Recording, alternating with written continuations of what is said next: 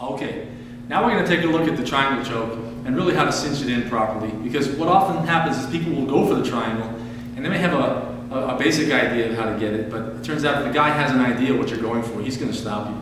And so that's where it really separates beginner grapplers from more advanced grapplers, that they know how to keep him in there. They know what the priorities are really to jockey into position for the finish. So when I've got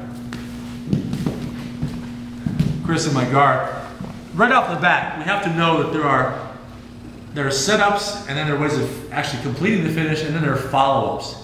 You should treat each of these as a separate area, okay? To have better setups for the triangle choke, more setups, more ways of cinching it in when he tries to counter or escape in various ways. And then should the triangle fail, depending on how it fails, how would I follow it up? These are ways you can approach the triangle in a more advanced way. It turns the triangle into another thing entirely.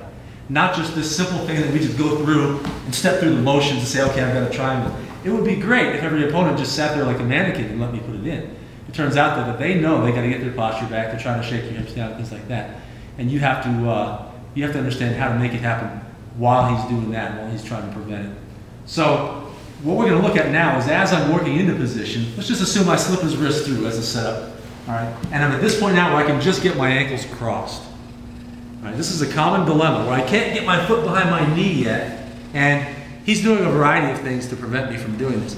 The first thing people fail to do is they tend to fail to keep weight behind his head. He'll get his hips forward and his head up, all right? Because I let his head go. I was too focused on the arm. Maybe I used both arms against his arm when I didn't have his head down. So a lot of things can happen that you lose track of what you should be doing while you're going for something else. So always keep weight behind his head. That's rule number one. Once you've got this position at least, where you can at least cross your ankles.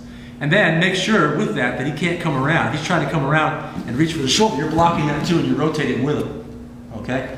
Now, what happens is this. He's too big for me to close up a proper triangle. So I'll do the best I can for now. I'll raise my hips up and I'll pass his arm across. But I go right back to holding his head. Now while I'm doing this, I'll put this shin, this calf, right behind his head too, to fortify that, as I put my other foot on his hip, and I'll slide my hips out. All right? Now at this point I can close it up, and I can pull on his head and squeeze. But this really keeps his head down, all right? So that you can move your hips. When I am here facing him and trying to close up my triangle, if I can't get his arm across, all right, and he's trying to get his hips up at the same time, let's say his head up and his hips forward, yeah, you see, I keep having to break him down, pull his head, get on top and beside the back of his head, and shake it down. He gets his head up, shake, shake, shake, shake, shake, get it down, and then grab your shin. You know, some people will even from the arm, the leg that's behind the arm, you know, they'll start using rubber guard type positions to keep him there while his other arm is still in. All right? So that they can then work to let this other arm out. All right? And then from there, they'll switch. And then get the hips up, get it across, grab his head again, grab your shin. See, both hands and the leg are keeping his head down. As I then rotate out, which makes him smaller, and then I can put my foot behind my knee, then you squeeze your knees together as you pull his head and raise your hips, and you've got a good triangle. So, the concept of the triangle is not hard to understand. The basic execution of it is not hard to understand. But what tends to be difficult in actually executing it is when you're sparring and fighting, is that he, at any given time, he's presenting more problems than you have arms to deal with him. So you have to move and change your position, grab his head, grab your shin, rotate your hips out.